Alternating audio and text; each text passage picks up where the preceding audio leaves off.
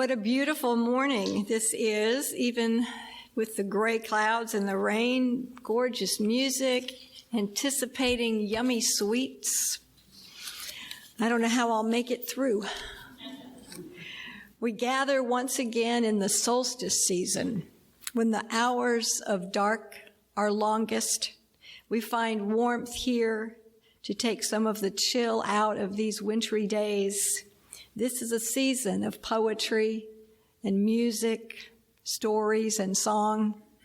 As our ancestors gathered on the hillsides, lighting bonfires to encourage and celebrate the birth of the sun, we gather in this house of friendship to honor the darkness and bid welcome to the returning light.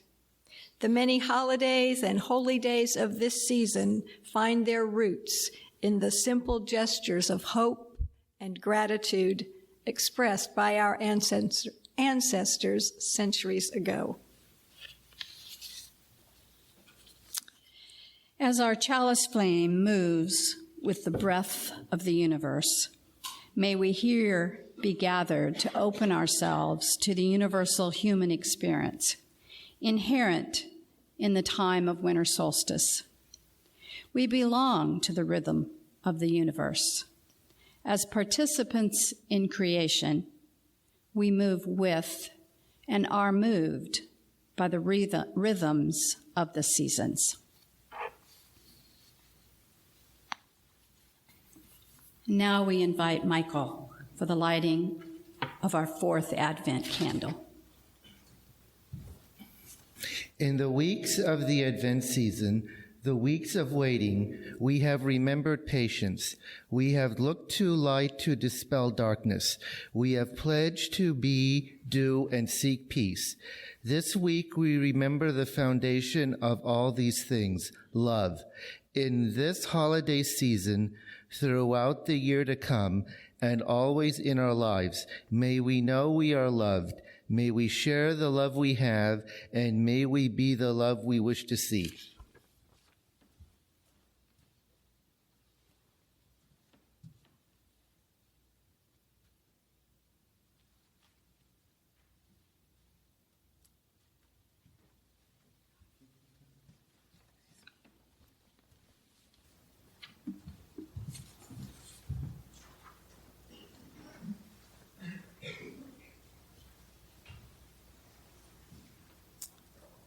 And now I invite you to rise, whether it be in body or in spirit, as we sing our first hymn, number 226, People Look East.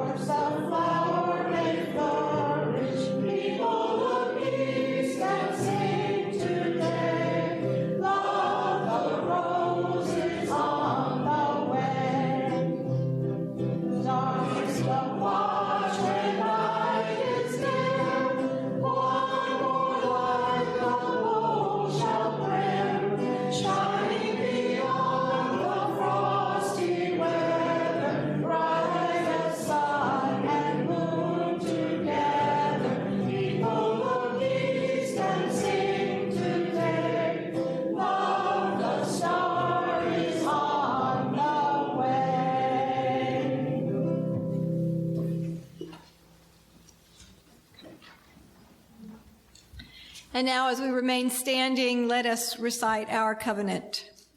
Love is the spirit of this church, and service its law. This is our covenant, to dwell together in peace, to seek the truth in love, and to help one another. And as our children head their way for their activities, let us sing them out. Go now in peace, go now in peace. May the spirit of love surround you everywhere, everywhere you may go. Thank you. In this dark season is a time when it seems appropriate to do a little more soul searching, going inward a little bit more. It reminded me of a time when I went to hear theologian and author and Episcopal priest Barbara Brown Taylor speak. Some of you have heard me mention her before. She was talking about her journey into and out of parish ministry, appeared to be part of a continuing cycle of being lost, finding her way, being lost again, basically being in the dark. She said, "It's amazing how much you can learn about yourself when you don't know where you are or where you're going." These are the reasons she gave for not wanting to talk about learning to walk in the dark. In her words, walking in the dark is a phrase that religious people typically use to mean talking or walking without hope or direction. And she did not think that that was right. Even if it is half right, she said, I do not think it's a bad thing to admit that you are presently without direction and to keep walking anyway. In her Christian tradition, she said that the dark is largely demonized, turning night into a synonym for spiritual blindness, ignorance, or sin. The natural result of this is a cultivation of a full solar religion, she said, that admits no darkness, which doesn't seem to be turning out very well for us. Learning to walk in the dark strikes Barbara as a worthy spiritual practice. Now, she's addressing Christians at this particular talk, so she said a worthy practice for Christians of the 21st century who may not have lost their way, but certainly have lost enough landmarks that some form of revival of dark walking skills seems to be in order. I think that what she had to say to them certainly serves a wider audience. You may remember I mentioned her once before. She taught world religions at Piedmont College for a number of years. And so she developed a sincere appreciation for the religions of other people. If you ask me, we are all walking in the dark right now. Old answers, old maps don't seem to be helping us navigate very well.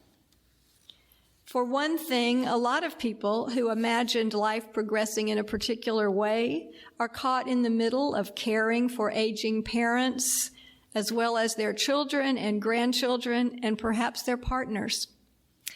As we navigate this life and all our transitions with those we love and care about. And then beyond our own personal and private lives, we're looking out on a world where the progress it seemed we were making in human civility and rights for marginalized people, all of that is unraveling into an unimagined rancor or harshness. So Barbara told us that when she first came to faith, it was in what she described as the full solar religion, which included attending church at least 3 times a week, listening to sermons that called for absolute certainty about salvation, singing triumphant hymns, bonding with friends who took seriously their responsibility to bring others to faith. Then, she said, this did her world a world of good because she was in deep need at that time of guidance.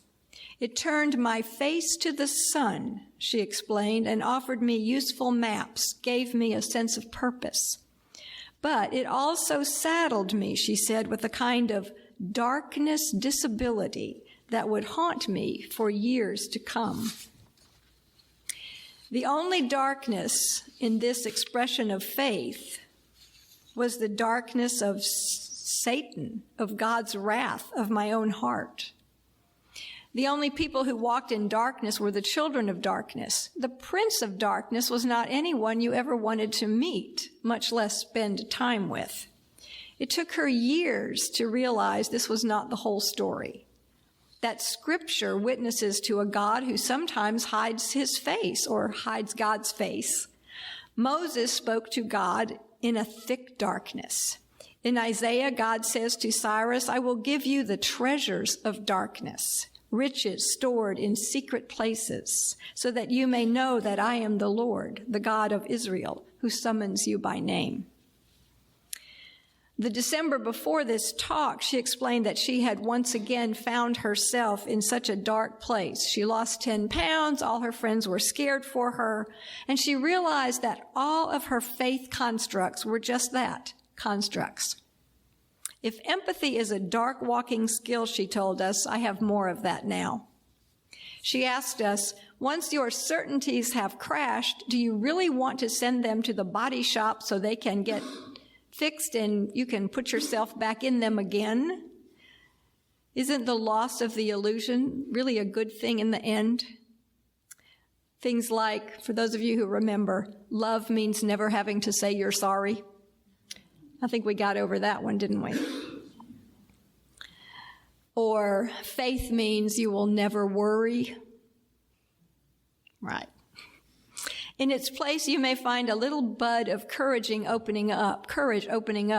Call it faith in the dark, to keep walking deeper into the mystery of the God you did not make up. So this reminded me of ceremonies that I do when I dedicate children or honor them at graduation from high school. First, a rose is given, stripped of the thorns, because it's a symbol of us trying to protect our children from every harm we can possibly protect them from. And then on the edge of young adulthood, we just go ahead and give them a rose with all the thorns because we know we can no longer protect them from everything. So they might as well look out for the thorns. I remembered as she was talking that one time I was at a gathering of clergy, and one of the ministers there, somebody I admired, was telling us about how she had kind of given up her Christian belief system, the one she had grown up with, and found new spirituality in Native American practice. And she wanted to convey to us the importance of having some kind of belief system because it gave you grounding and direction. And because I admired her and I was a fairly new minister, I was trying really hard to figure out if I could have some kind of belief system that I could hang on to. But my Unitarian Universalist upbringing that taught me to trust the mystery had a better hold on me. And I think that same kind of Unitarian Universalist mystery that I have lived in all my life is what my granddaughter is learning. I think I maybe told a couple of you at one point, we were standing in the kitchen. She was helping me do some things in the kitchen. And she said, Grandma, yesterday somebody came up to Mommy in the parking lot at Publix, and they wanted to talk to Mommy. And I said, oh, and what did Mommy say? Well, Mommy said, it's not a good time. And I said, well, what did they want to talk about? And she said, they wanted to talk about Jesus. And I said, oh, well, I can see why your mom said it wasn't a good time. Sometimes people have a lot to say about Jesus, and they want to tell you what they think. And, you know, a lot of people have a lot of different thoughts about Jesus. And she said, yes, that's right. Now, she's 6 years old at the time. Nobody knows the whole truth about Jesus. Not even Google.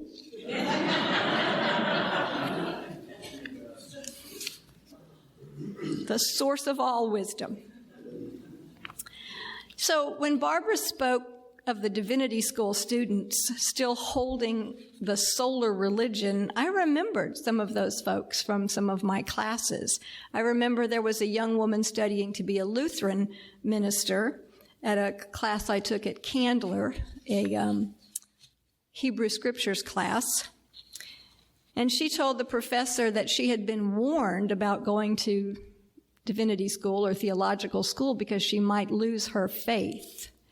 And the professor gave her an empathetic nod and kind of moved on. Many of the young people that Barbara taught were convinced that questioning the things that they'd been taught about Scripture and faith was a huge weakness. And so when some students raised their hands to ask those questions, the full solar kids raised their hands to offer the answers they had learned. Like the reason Jesus said different things in Luke's sermon on the plain than he did in Matthew's Sermon on the Mount is because those are two different sermons given on different occasions. And the reason children die in earthquakes happens to test people's faith. It's taken her a while, she confessed, to learn to leave those answers alone, that messing with them is not her business. But when it happens, she takes a deep breath. She says, that is entirely possible. Then at the same time, in the same room, it is her job to let the questioners know that they are not necessarily lost. They are seeing things in the dark that look different than they did in the full light of day, causing them to doubt some of what they thought they knew. At that moment, with those students, her job is to show no alarm, to welcome their questions, along with their doubts, coming out of the shadows right behind them, because coming to faith as an adult almost always involves first coming to doubt. Because the walk in the dark is essential to an adult faith, Barbara, as many Unitarian Universalists have or are, is questioning the common tendency to relate darkness to evil. We see a lot of that even in our own hymnal. We have some people who write about that. The sign on the Chattahoochee Baptist Church near her home, she said, says it all. If you cut God's light off, you'll be sitting in the dark with the devil. In this season of increasing darkness, I thought it might be an appropriate thing to consider. In Genesis, we read, in the beginning, when God created the heavens and the earth was formless, void, and darkness covered the face of the deep, while a wind from God swept over the face of the waters. Then God said, let there be light, and there was light. And God saw that the light was good, and God separated the light from the darkness. God called the light day, and the darkness he called night. And there was evening, and there was morning, the first day. Barbara noted that God does not pass judgment on day and night, does not declare one is better than the other, or indicate that God is waiting to see which one humans prefer. We share this space with creatures who are nocturnal. Their eyes are designed to see best in the dark. Like light may blind or confuse them, like the loggerhead turtles that, after laying their eggs in the sand, become confused by porch lights on condos, and they turn toward the lights rather than the sea, causing them to die in the dunes. Or the animals that become blinded by our headlights and stand frozen in the middle of the road. In the same way that we appropriate land or any environment that we humans decide we like, we have taken over the night. In our desire to avoid dark, we light up the night, and there's a cost. I remember some years ago, and this is probably not an unfamiliar scenario for those of you who live where there are hurricanes and tornadoes, but we had a terrible tornado many years ago in Huntsville, and the power was out all over the city, and they were saying it might be out for a long time, and there might not be enough water. And at the time, my daughter, who lived down the street, had a new baby. We were taking care of my mother, who couldn't walk, and I was just almost panicked about what are we going to do. But we had a condo over there on Perdido Key, and so we went there. We were fortunate that we had some place to go, I thought. Well, I'm sure we were, but when I got back, I heard all the people talking about these amazing block parties because everybody had to cook up all the food in the freezer and the refrigerator, and so they were out under the glorious stars having cookouts and communing with their friends, and I see lots of nods, so I'm thinking a lot of you have had that experience, and I thought, wow, I really missed something going for the full solar experience. And I also remember how happy my neighbors were in my home in Pelham when they were going to put more street lights on our street. And I was not happy about that because I had a telescope set up in front of a 12-foot window that quite frequently focused right in on a full moon and the stars. And I was pretty sure that if they lit up our neighborhood, I was going to lose that view. And sure enough, that street light went out right in front of my window. I was not pleased. I was apparently the only person in the homeowners association that believed the statistics that streetlights did little or nothing to deter thieves. I remember a friend one time who got robbed and said, yeah, well, we put in a porch light and it helped him find the door easier. So I'm sure that that argument is going on still in a lot of places. In the 1990s, the Chicago Department of Streets and Sanitation decided to increase lighting in alleyways, and researchers found violent crime increased by 14%, property crimes by 20%, substance abuse violations 51%. Was it because people could see more crimes to report, or because they felt safer going out at night? No one knew for sure. But it seems we might be paying a high price for our fear of the dark. I'm aware of a number of my best experiences that happened in the dark. A camel ride up Mount Sinai with the stars and twinkling above us, and trust walks, for any of you who have been to the mountain and done a trust walk in the dark up there, or just sitting out on a deserted beach in the dark, you might have that opportunity. So in this season of Advent and of increasing darkness, I invite you to embrace the mystery of the dark, to let go of explanations, hold hands with your doubts, and walk deeper into the mystery that you did not invent.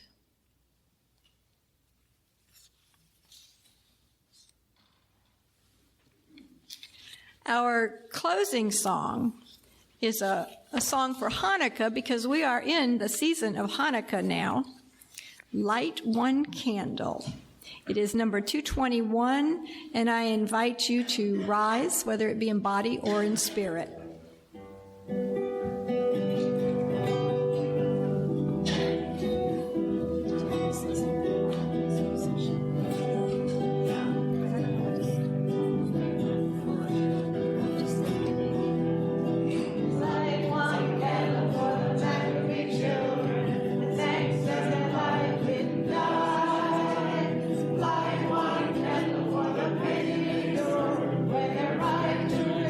Took me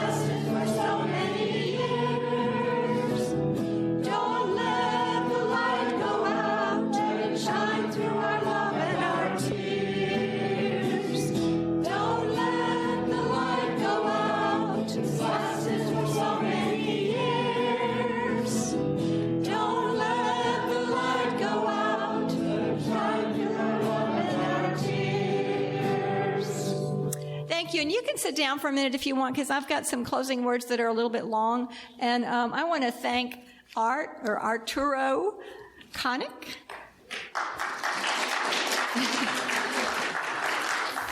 It's delightful to have such a variety of music in this church, and I so appreciate you coming today. And Arturo, whether he's professional or our friend here, will also be here on Christmas Eve. So please don't miss our Christmas Eve service Tuesday. I'll be here also.